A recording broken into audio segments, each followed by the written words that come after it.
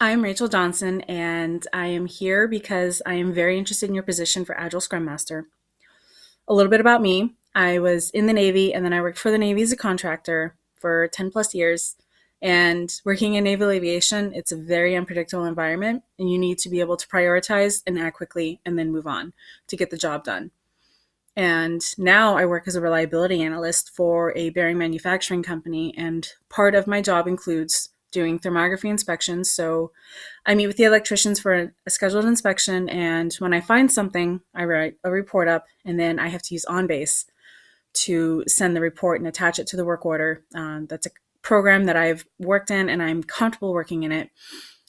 And something else that I think that I can bring to the position is that I have experience with creating stuff. I have a passion for working in projects, and something I'm working on now is building a database that my team can use here for doing our machinery health report every month. So a couple questions that I want to answer is, the first is, what motivates you to get the job done?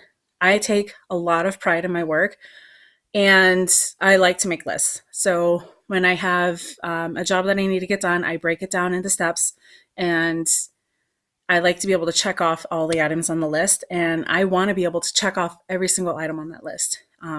It is something that, again, I take a lot of pride in it. And working in naval aviation, you have to take pride in your work, and you have to get the job done correctly. Otherwise bad things can happen. And I've seen bad things happen. I've been there, and it is not anything that I ever want to be a part of again or be around again. Another question is, how do you respond to stressful situations? I stay calm. I try to look at the big picture, and I take the time and I figure out what needs to get done, how it's going to get done, who I need to talk to, and then take it one thing at a time. An example would be when I was at home and there was a bad storm out, and there was a power line that snapped, and it was catching the tree right outside of my apartment on fire. I was pretty shocked at first to see it, especially since a few months prior to that, my friend's apartment and my car that was parked underneath it caught on fire. That was a very stressful night, and I got us out of there. And the same thing happened for that night that with the power line. I took a second, I thought about everything, and then I was like, okay, well, I need to call the fire department. Well, I called 911. They called the fire department. I made sure to work with the fire department to show them exactly where the line was, because it was behind the building. You can't really get to. And I did my best to look at the big picture and figure out, okay, this is what I need to get done.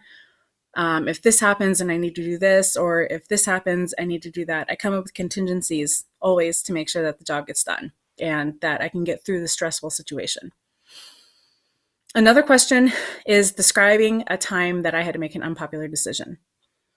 When I was a shift lead for my last job, we had an aircraft that kept going down for problems with the propeller for the pump housing, it's a pump basically for the prop. And they want maintenance control. They wanted us to just repack it with seals and then put the prop back together and then send the aircraft on its way. And I knew that there was something else. I knew there had to be something wrong with the pump housing, and that repacking the seal wasn't going to fix it.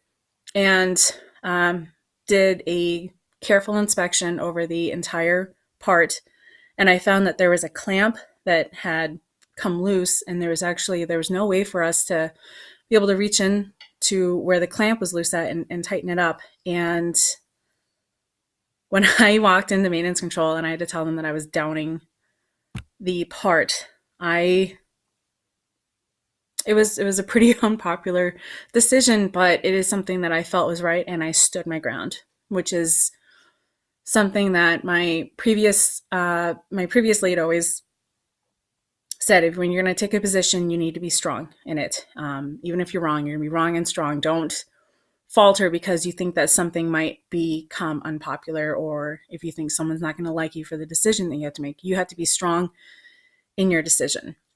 And then another question is describing a project that I was able to delegate successfully.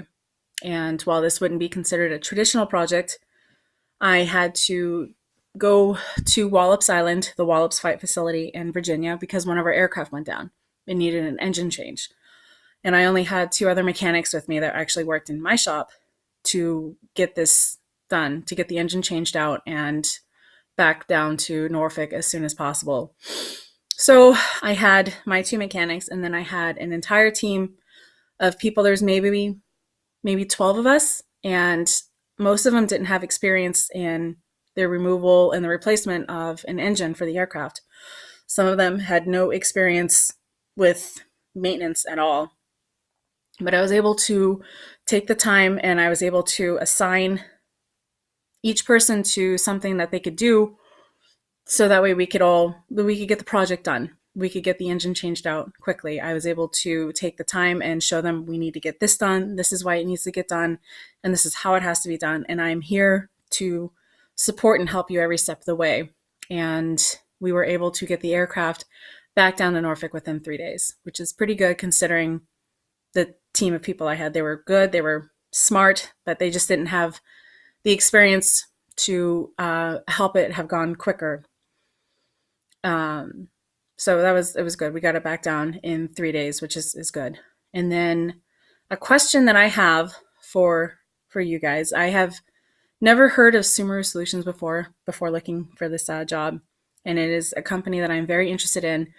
And something that I want to know is, how transparent is the company when they are making decisions, when they are, whether it comes to operations or whether it comes to their finances? Because I think it's important for a company to have that transparency.